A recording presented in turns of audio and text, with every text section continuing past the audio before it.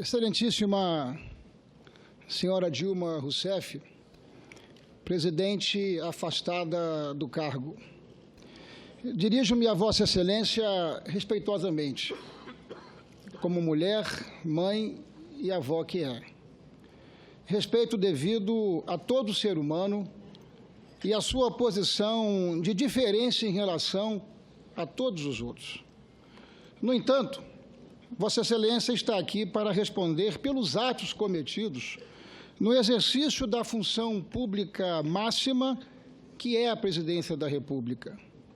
Muito se tem dito a propósito de sua eleição com mais de 54 milhões de votos. Entretanto, voto não é salvo-conduto, voto não é cheque em branco, muito menos cidadela que autoriza um governante a agir para além dos limites da lei. O voto é sagrado. É a afirmação de um desejo intransferível onde todo e qualquer cidadão, munido de suas convicções, ideais e etc., delega a outro o sumo compromisso de representá-lo e zelar por suas aspirações públicas, como integrante de um país sempre em construção e revisão de condutas e posições. O voto apenas nos habita, mas a legitimidade de um mandato é construção diária e podendo e devendo, em função de uma conduta desviante, ser questionado. É o caso. A lei não é uma opção, mas um marco civilizatório que nos faz iguais e que protege o mais fraco do jugo do mais forte. Na condição de presidente da República, Vossa Excelência é acusada de violar o artigo 85 da Constituição Federal, burlando as leis fiscais e orçamentárias do país. E, como consequência desses atentados, mergulhou o país numa crise econômica que gerou graves reflexos sociais, sobretudo para os mais pobres. É também acusada de atentar contra a probidade administrativa, permitindo que o patrimônio público do governo e de nossas estatais, sobretudo a Petrobras, fosse dilapidado, o que também é crime de responsabilidade passível de impeachment. Por decisão sua, Vossa Excelência publicou decretos de suplementação orçamentária sem autorização legislativa, usurpando do Congresso Nacional, que é a sua competência exclusiva. Vossa Excelência se valeu ainda de seu poder de mando para que bancos oficiais financiassem ações de responsabilidade exclusiva do Poder Executivo, o que é vedado por lei. Ao escamotear dados, números, fatos, Vossa Excelência encobriu uma realidade terrível, até o dia em que a verdade aflorou. Em meio ao caos, ficaram expostas as mentiras que prejudicaram profundamente o país. Vossa Excelência foi ainda mais impiedosa com aqueles que prometia proteger, pois uma economia conduzida de modo a servir interesses outros, que não o bem-estar do povo, vai na contramão de toda e qualquer possibilidade de progresso, já que semeia desconfiança entre os verdadeiros parceiros que são os cidadãos. Em sua obra intitulada Sobre a Mentira, Santo Agostinho sublinha que os que mentem são inimigos de si mesmos. Isso porque a mentira é algo que sempre se volta contra o próprio mentiroso. A mentira sacrifica a verdade para proteger-se da punição, para agredir o outro e vingar-se. Governar com mentiras para ganhar tempo, para sustentar incautas expectativas positivas e depois para cobrir outras mentiras, é conduzir toda a nação ao solo infértil de dias de discórdia e de desesperança. A política brasileira vive tempos sombrios. Estamos discutindo e decidindo se uma presidente deve ser punida. E esse debate, por si só, traz algo extremamente positivo, assim como a punição e, eventualmente, a prisão de poderosos. Excelentíssima senhora presidente afastada, a senhora faltou com a verdade e traiu a confiança do povo brasileiro. Excelentíssima senhora presidente afastada, a senhora não goza do direito de se nomear vítima, senão dos seus próprios atos impensados e danosos à nação brasileira. Por isso mesmo, pergunto a Vossa Excelência, onde estava o seu compromisso quando praticou atos que atentaram contra a Constituição Federal, como jurou cumprir? Vossa Excelência fala em golpe. O presidente do Supremo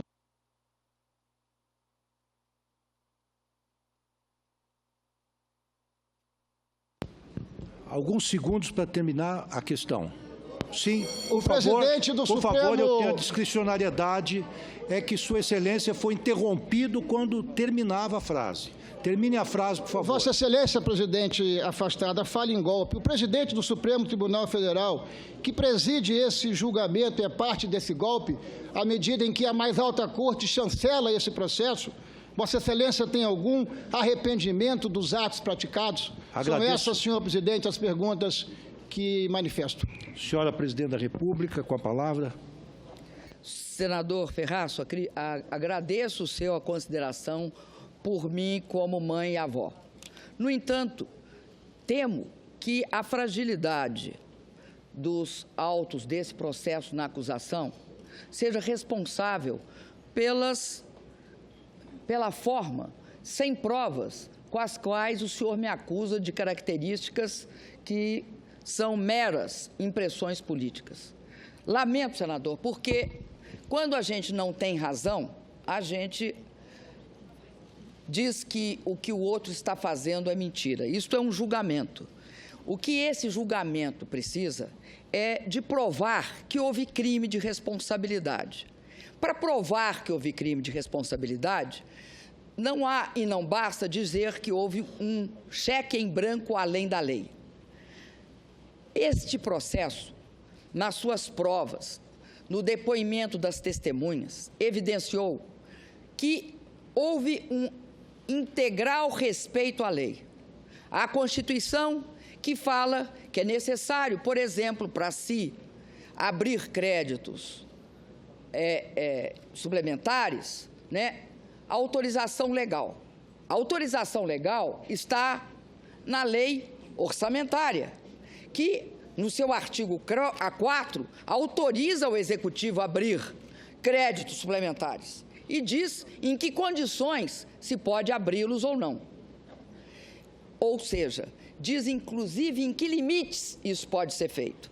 Então, senador, além disso, nós temos uma grande contribuição a toda a execução fiscal do nosso país, que é a Lei Complementar de Responsabilidade Fiscal, que, além disso, cria as condições de como a programação orçamentária e financeira deve ser feita. Então, o que nós estamos discutindo, senador, é se, de fato, a defesa sustenta que nós cumprimos todos os requisitos para isso.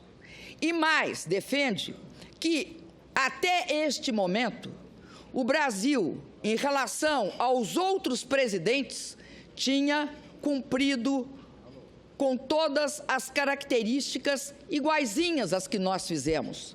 Decretos de crédito suplementar foram feitos nos governos anteriores ao meu, inclusive no meu próprio governo, e não foi questionado. Nós, com esses decretos, não aumentamos um centavo do que estava previsto. Pelo contrário, houve até uma execução a menor. Então, nós estamos diante de uma discussão que há que provar que eu tenho culpa e, portanto, mais do que isso, que eu cometi algum ato. O que fica claro neste processo é que, inclusive, não eu que digo, mas o próprio Ministério Público Federal diz que eu não participava, porque a lei, que é de 1992, no caso das operações de crédito, que vocês chamam de operações de crédito, que é o nome que vocês dão a pedaladas, não eram operações de crédito até então. E isso não sou eu que digo. Quem diz que eu não participava é a própria peça acusatória, que comete uma situação absolutamente absurda de dizer que a minha responsabilidade era porque eu era íntima do senhor Arno Agostinho, que não se sabia onde começava um e onde acabava o outro.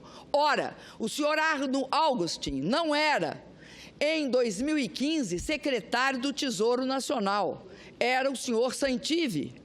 Então, para tentar provar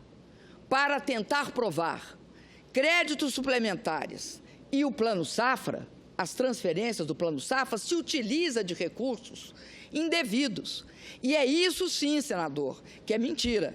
A mentira está no fato de que não só os créditos suplementares, que iniciaram com 6, eram 6 créditos suplementares, de repente mudaram para 4, agora são 3. Eu acredito que quando o tempo passar, eles chegarão a 0. Os créditos suplementares sempre foram feitos e tem base legal, sim. A LOA de 2015, ela dá as condições para que isso ocorra. Aliás, o tema mais discutido pelo ministro do Planejamento com a Comissão de Orçamento é justamente quanto, como e quais serão os créditos suplementares e em que situação eles serão abertos. Eu acredito, senador, que não se pode utilizar aspectos genéricos sem deixar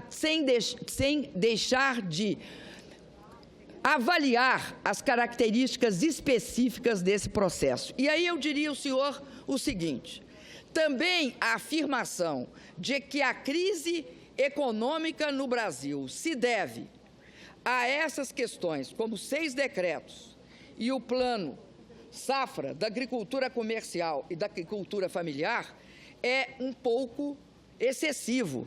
Por quê, senador? Porque o mundo estava em crise. O Brasil passou por processos que levaram a uma queda brutal de receita. Um dos processos pelos quais nós passamos foi, por exemplo, internamente, a maior crise de energia dos últimos tempos, que ainda está em curso.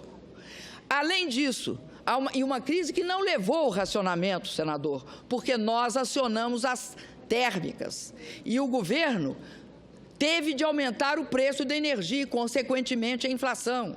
Enfim, senador, um dos fatos principais para acentuar por demais essa crise foi aquilo que nós podemos constatar, uma ação do quanto pior melhor, que impediu sistematicamente a aprovação de projetos, de processos que levariam a maior robustez fiscal do país, porque houve uma queda de arrecadação, e a queda de arrecadação nem meu governo, nem nenhum governo controla, porque ele expressa situações macroeconômicas, expressa a queda do preço das commodities, a saída, por exemplo, dos Estados Unidos da política de expansão monetária, expressa o fato de que, no nosso caso, nós ainda tivemos, junto com uma crise econômica de grande profundidade,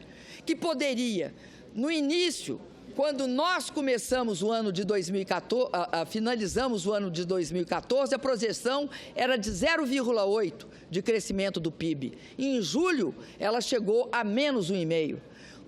Como, senador, diante desses fatos, que não podem ser atribuídos, a causalidade está errada, não é a questão fiscal que produz a crise, é a crise que produz a grande dificuldade do país de enfrentar uma queda que no ano de 2015 foi de 180 bilhões de reais. Assim sendo, eu quero dizer que também não aceito esta questão em relação aos bancos oficiais. A minha presença não existe neste processo, não porque eu não queira, mas porque, senador, eu obedeço à lei. E a lei de 1992 é clara. Não sou eu, é o Ministério da Fazenda, junto com o Conselho Monetário Nacional. E é o fato de eu não estar presente, não ter um ato que levou a acusação a utilizar do esquema de que era a minha relação umbilical com o secretário do Tesouro, Arno Agostinho, esquecendo que ele não era mais secretário do Tesouro quando essa crise ocorreu, que era o senhor Santive. Então, senador, lamento, mas eu não considero que essa sua acusação sobre mentira é procedente. Acho que ela é aquela mentira que não tem base na realidade, ou seja, ela não expressa a verdade dos fatos.